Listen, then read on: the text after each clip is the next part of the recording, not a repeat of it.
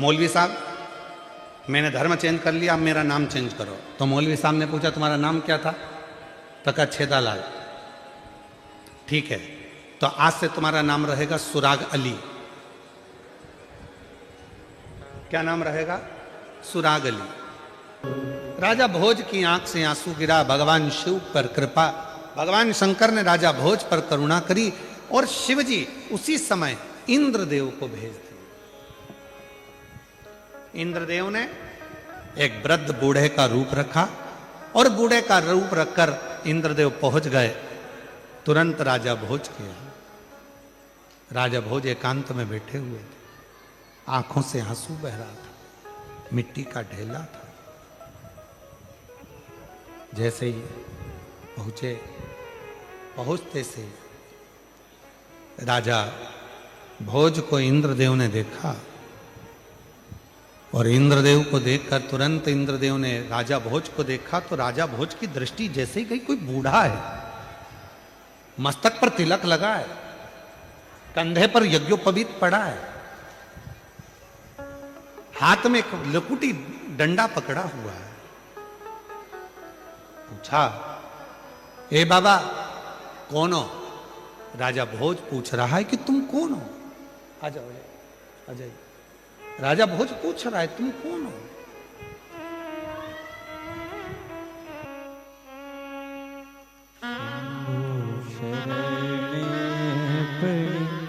मांगो घड़ी रे घड़ी, दुख काटो, दया करी दर्शन। दीदी कह रही है हिंदी में लिखना नहीं आता, बताना तो बहुत कुछ था। बेटे का शादी भी पक्का हो गया, सरकारी नौकरी भी लग गया और बाबा की कृपा से सब कार्य हो गया। बधाई, जोरदार ताली बजाएं एक बार। साधु पूछा आप कौन हो? राजा भोज ने पूछा। इंद्रदेव बोले भैया मैं ब्राह्मण हूं, यहां से निकल कर जा रहा था, आपको देखा एकांत में बैठे हुए तो पूछने आ गया कि बात क्या है। राजा भोज कुछ नहीं बोले, बस नैनों से नीर गिर रहा था। इतने में इंद्रदेव ने तुरंत कहा, राजा भोज अगर इतने दुखी हो, इतनी तकलीफ आपकी जिंदगी में है तो शिव की आराधना क्यों नहीं करते? राजा भोज आंख के आंसू पोंछते हुए बोले, बाबा शंकर भगवान की आराधना करता रहा, मैंने माणिक मोती हीरा पन्ना सब कुछ शिव जी को समर्पित करा, फिर भी मेरे शंकर भगवान मुझ पर प्रसन्न नहीं होते हैं। 14 देश के राजाओं ने मेरे ऊपर आक्रमण कर दिया है और मेरे पास इतनी सेना नहीं है, मैं कैसे युद्ध लड़ूंगा, क्या करूंगा? अब तो लगता है कि सब कुछ समाप्त हो जाएगा। तब इंद्रदेव जो बूढ़े का रूप रखकर आए थे, उन्होंने कहा, राजा भोज अभी तक तूने शंकर भगवान को माणिक दिए, अभी तक तूने शंकर भगवान को रतन दिए, अभी तक तूने शंकर भगवान को हीरा पन्ना दिया, अब एक काम कर, शिव जी प्रसन्न हो जाते हैं एक चुटकी भस्म से। केवल एक चुटकी भस्म तू शंकर भगवान को चढ़ा दे। क्या शिव जी को रतन नहीं चाहिए? नहीं। माणिक मोती नहीं, अंबर पीतांबर कुछ नहीं, बस शंकर भगवान को भस्म प्रिय है। क्यों प्रिय है? क्योंकि शंकर भगवान की अर्धांगिनी माता सती जब जलकर भस्म हुई थी, उस राख को मेरे शंकर भगवान ने अपने तन पर धारण कर लिया था और वो भस्म शिव को इतनी प्रिय हो गई कि दुनिया का कोई व्यक्ति एक चुटकी भस्म भी अगर शिव को चढ़ा देता है तो शंकर भगवान उसके कष्टों को, उसके दुखों को समाप्त कर देते हैं। इतनी कृपा शिव कर देते, इतनी कृपा। ठीक है, गए। राजा भोज ने एक क्षण की देरी नहीं करी, क्योंकि 14 देश की सेना चारों तरफ से आ रही थी और राजा भोज ने थोड़ी सी भस्म उठाकर भगवान देवाधिदेव महादेव को समर्पित कर दी। भस्म चढ़ी, राजा ने अपने शरीर पर 11 स्थानों पर भस्म को लगा लिया और वो भस्म लगाकर राजा भोज जब तलवार लेकर अपनी सेना को साथ लेकर चारों तरफ राज्य में जब खड़ा हो गया, शिव की ऐसी कृपा हुई कि जहां जहां मस्तक पर लगी हुई भस्म का कण गिर रहा था, जो सेना आ रही थी उसका पांव आगे बढ़ ही नहीं पा रहा था। जो सेना आ रही है उसका पांव ही नहीं बढ़ पा रहा, वो सेना आगे ही नहीं बढ़ पा रही। 14 देश के राजा हार कर चले गए। राजा भोज बैठे थे। आज देव अधिदेव महादेव को साधुवाद देने लगे, बाबा इतने बड़ी सेना को हराना ये किसी के बस की बात नहीं है, पर बाबा अगर इतनी बड़ी सेना को अगर हराया है और इतना बड़ा विजय अगर मुझे प्रदान करी है, तो केवल वो तुम्हारे भस्म ने करी है, केवल तुम्हारे भस्म। इसलिए मेरी जीजियों, कभी कभी जब आपको ऐसा लगने लगे कि बहुत अकेली हूं, सबने साथ छोड़ दिया, कोई मेरा साथ नहीं देता, परिवार नाते रिश्ते कुटुंब कबीले सब मुझे छोड़ दिए, तब शंकर के मंदिर में जब आप बैठे हो या जल चढ़ा रहे हो, तो वहां की जो रज है, वहां की जो मिट्टी है, वहां का जो कण है, वहां की जो रज है, मिट्टी है, उसको भी अगर अपने मस्तक पर चढ़ाओगे तो निश्चित है उस रज में ना जाने कौन सा शिव भक्त अपने मस्तक पर त्रिपुंड लगाकर आया होगा, शरीर पर भस्म लगाकर आया होगा। वो भस्म की कण जमीन पर गिरी होगी, वो कण जब हमारे शरीर पर लगेगी तो निश्चित है कि तुम्हारा दुख कटेगा जरूर, वो दुख समाप्त जरूर, दुख समाप्त।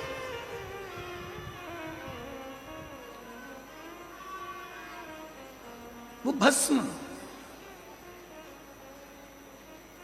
चपटी भभूत में है खजाना, जो तन पर भस्म चढ़ रही है। भगवान हुआ क्या, शिव महापुराण में महत्तम में वर्णन आता है, एक देवराज नामक का ब्राह्मण, जो कभी ब्राह्मण कुल में रहने के बाद भी ब्राह्मण कर्म नहीं कर पाया, जिसने कभी ना वेद पढ़ा, ना शास्त्र पढ़ा, ना कोई क्रम करा, ना कोई पाठ पूजन करी, ना कभी शंकर के मंदिर में गया, फिर भी वो देवराज मरा तो उसको लेने के लिए देवाधिदेव महादेव आ गए और नंदी पर बिठाकर लेकर गए।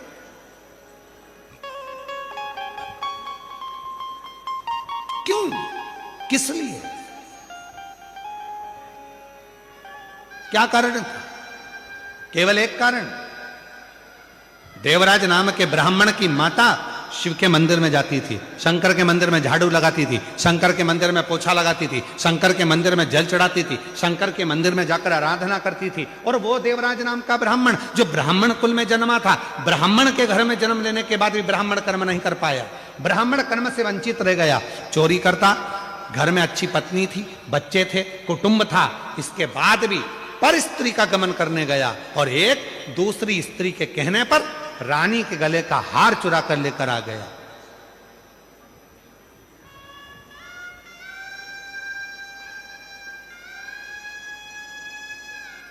और वो हार जो रानी के गले का चुरा कर लाया, दूध पीछे पड़े, शरीर में ताप पड़ने लगा, बुखार आने लगा, कहां जाऊं? शंकर का एक टूटा सा मंदिर था, शिवालय था, उसमें जाकर छुप कर बैठ गया। दूत ढूंढते रहे, वो शिवालय में बैठा हुआ है और कांप रहा है, और उसी शिवालय में शिव महापुराण की कथा चल रही थी। कथा उसके कानों में पड़ी, जैसे ही महादेव का नाम लिया गया, हर हर महादेव कहा गया, बोलते से देवराज के सिर में दर्द हो रहा था, बाहर निकल गया, बेलपत्र के वृक्ष की छांव में, बेलपत्र के वृक्ष की छांव में उसने अपने प्राणों को त्याग दिए।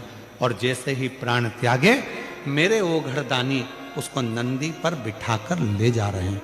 देवराज ने प्रश्न कर दिया, कि मेरे जैसा पापी जिसने ना कभी भजन करा, ना संकीर्तन करा, ना कीर्तन करा, ना मंदिर में जल चढ़ाया, ना कभी मंदिर में दीप जलाया, ना कभी मंदिर में आराधना करी, ना मंदिर में कभी साधना करी, ना मैंने कोई मंत्र पढ़ा, ना वेद पढ़ा, ना शास्त्र पढ़ा, और मेरे जैसे पापी का उद्धार आपने कर दिया। ऐसा मैंने करा क्या?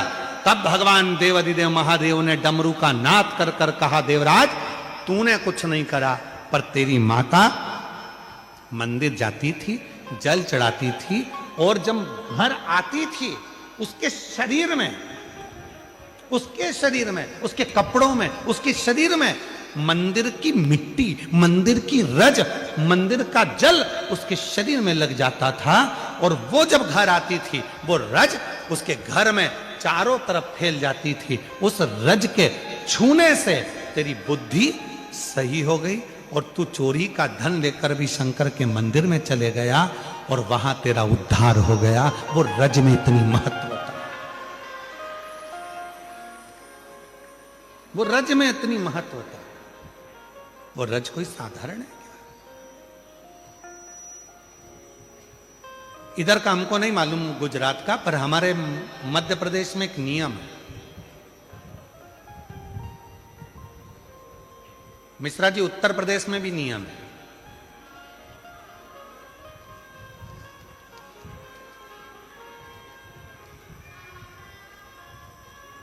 इधर गुजरात का छोटू भाई हमको नहीं मालूम है, परंतु हमारे उधर मध्य प्रदेश में, उत्तर प्रदेश में, सेंगर जी तुम कहाँ के हो हमें नहीं मालूम, तुम भी उत्तर प्रदेश के हो क्या? हाँ, तो तुम्हारे कोई मालूम होगा। उधर साइड में एक नियम है, जब कोई बड़ा तीर्थ कर कर घर आता है ना कोई व्यक्ति, तो उसके कपड़े की रज शरीर पर दूसरे लोग मलते हैं।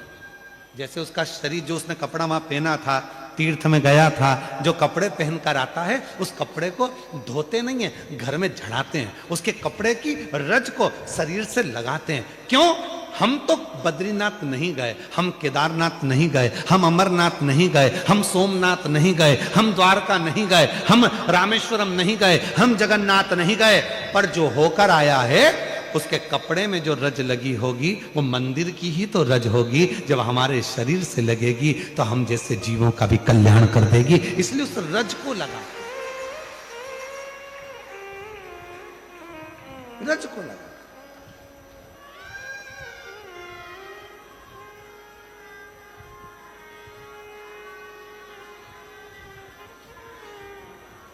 कोई बहुत बड़े, कोई गमी में गया, दुख में गया, हॉस्पिटल गया, तो उसके कपड़ों को धो दिया जाता है। पर कोई तीर्थ गया, कोई भगवान की अविरल भक्ति करने गया, उसके कपड़ों को धोते नहीं, उसके कपड़ों को तो झड़ाते हैं। पूरे घर के अंदर उसको झटकारा जाता है कि इसके शरीर में जो कण लगा है, इसके शरीर में जो तीर्थ की रज लगी है, वो रज हमारे जीव को, हमको प्राप्त हो।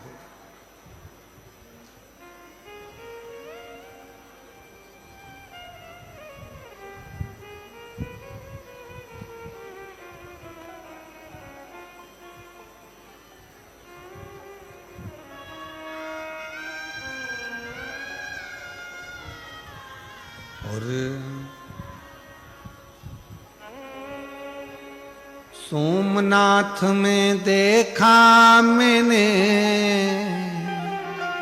एक अजब नजारा, सोमनाथ में देखा मैंने एक अजब नजारा, समुद्र के तट बैठा, समुद्र के तट बैठा, मेरा कुबेर भंडारी है, समुद्र के तट बैठा, मेरा कुबेर भंडारी है। उज्जैनी में देखा मैंने एक अजब नजारा है, उज्जैनी में देखा तुम्हें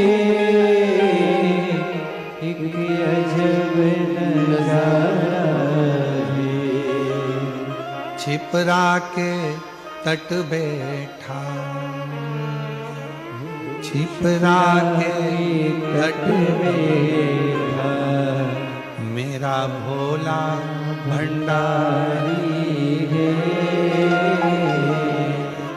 छिपरा के तट बैठा, मेरा भोला भंडारी है। ये अजब नजारा है। उसके रज हमारे शरीर से लगे। लोग क्यों आते? कथा के पंडाल में आते हैं, आरती होती है, तब तक रुकते हैं। आरती होने के बाद खड़े होकर आरती करते हैं, फिर नीचे झुककर उस मिट्टी को आरती के बाद लोग अपने मस्तक पर चढ़ाते हैं।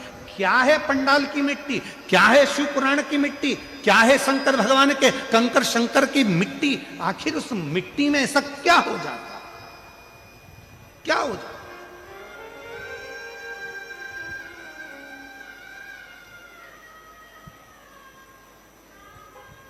25-25, 30-30 साल तक औलाद नहीं हुई, लगा ली मिट्टी गर्भ से।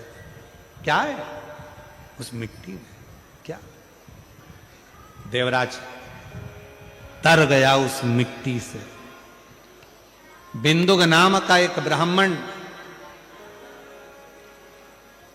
पत्नी का नाम चंचुला था, पानी में डूबकर मर गया था, रेत योनि में पड़ गया था। मुक्ति कैसे हो? चंचुला देवी ने तुमरुका जी से शिव पुराण कथा करने को कहा। तुमरुका जी ने कथा कहने का तैयारी करी। ईश्वर जी गोरा जी बनकर शिव पार्वती पहुंचे उस कथा के यजमान बनने के। यजमान बनने, स्वयं शंकर और पार्वती, स्वयं शिव और शक्ति। क्या है ऐसा शिव जो सहजता में जीव तर जाता है? राजा भोज की कथा में जैसे वर्णन आया कि अश्रु गिरे, शिव प्रसन्न हुए, त्रिपुंड लगाया भस्म का, चारों तरफ घूमा तो चारों तरफ शंकर की सेना खड़ी हो गई। चारों तरफ मेरी जीजियों, मेरे जीजाओं, मेरी बेटियों, बेटाओं, मेरे बुजुर्ग माँ बाप, याद रखना, शंकर भगवान के मंदिर में नित्य जाइए, शिव के मंदिर में रोज एक लोटा जल चढ़ाइए।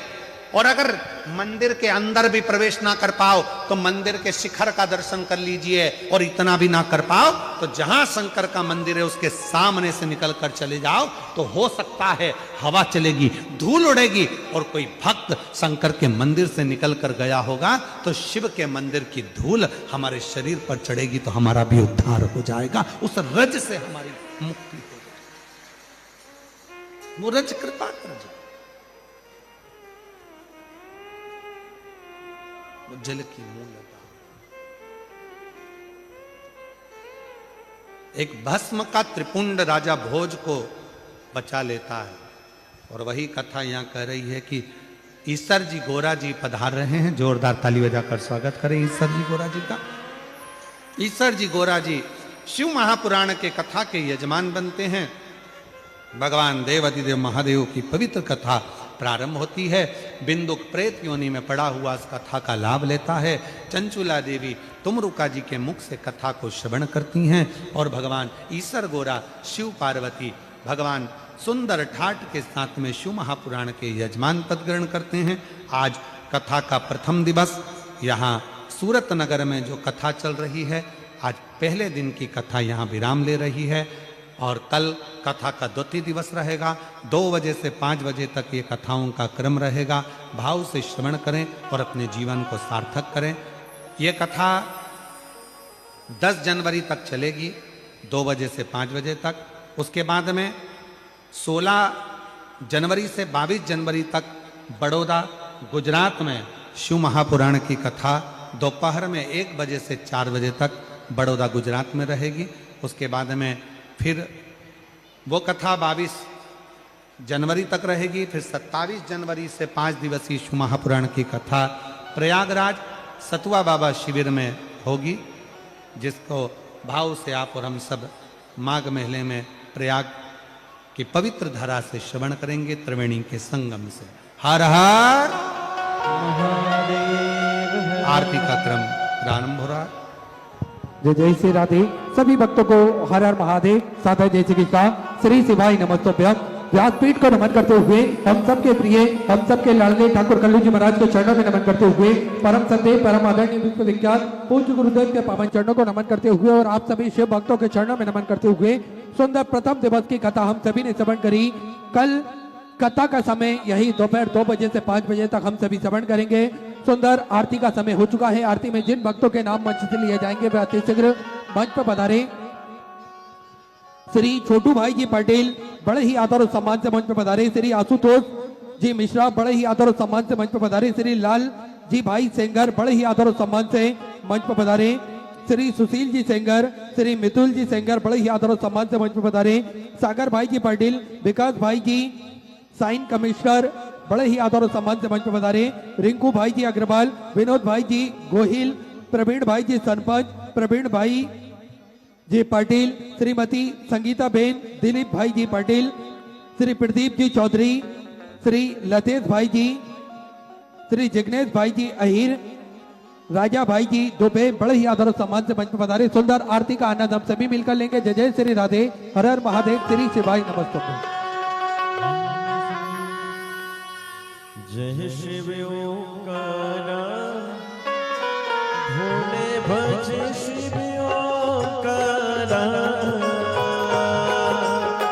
ब्रह्मा विष्णु सदा शिव, भोले भोलेनाथ महाशिव, हरदागे धारा, ओम हरे हरे हरे महादेव। कानन चतुरानन, पंचानन राजे, भोले पंचानन राजे, हर शासन गरुड़ासन, हर शासन गरुड़ासन, वृषवाहन साजे, ओम हरे हरे हरे महादेव। दो भुज चार चतुर भुज, 10 बुद्धि अति सोहे, भोले 10 भुज अति सोहे, तीनों रूप निरखता, भोले जी का रूप निरखता, भुवन जन मोहे, ओम हरे हरे हरे महादेव। अक्षमाला वनमाला, मुंडमाला धारी, भोले मुंडमाला धारी, त्रिपुरारी करसारे, त्रिपुरारी करसारे, वरमाला धारे, ओम हरे हरे हरे महादेव। श्वेतांबर पीतांबर, बागंबर श्वेतांबर पीतांबर, बागंबर अंधे, भोले बागंबर अंधे, सनकादिक गरुड़ादिक, सनकादिक ब्रह्मादिक, भूतादिक संगे, ओम हरे हरे हरे महादेव। कर के मादिक मंडल, चक्र त्रिशूल धरता, भोले चक्र त्रिशूल धरता, जग करता जग हरता, जग करता जग हरता, जग पालन करता, ओम हरे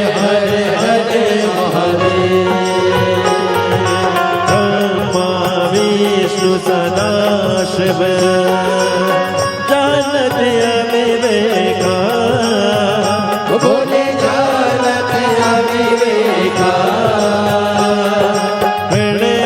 अक्षर के माते ओ अक्षर के माते तीनों है का ओ हरे हरे हरे महादेव काशी में विश्वनाथ विराजे रति ब्रह्मचारी बोले रति ब्रह्मचारी नित्य उठ दर्शन पावत रुचि भोग लगावत महिमा ते वाले ओ हरे हरे हरे हरे त्रिगुणी स्वामी जी की आरती जो कोई न गावे बोले जो कोई न गावे शिवानंद स्वामी जपत हरा हरे स्वामी सुख संपत्ति पावे ओ हरे हरे हरे महादेव शिव ओंकारा बोले भज शिव ओंकारा बोले पार्वती का प्यारा बोले ऊपर जलधारा बोले ओढ़े मृगशाला बोले बाग पियने वाला बोले तीन नयन वाला बोले एक नयन वाला बोले बर्तन प्रतिपाला बोले बेको यमकासा ब्रह्मा विष्णु सदा शिव बोले बोले नाथ महादेव हरे राधे राधा ओ हरे हरे हरे महादेव बोले गोलम गणाधारम सदार सारा मुगे सदा वसंतम ज्ञानम भवानी से नमः अच्युतम केशवम राम नारायणम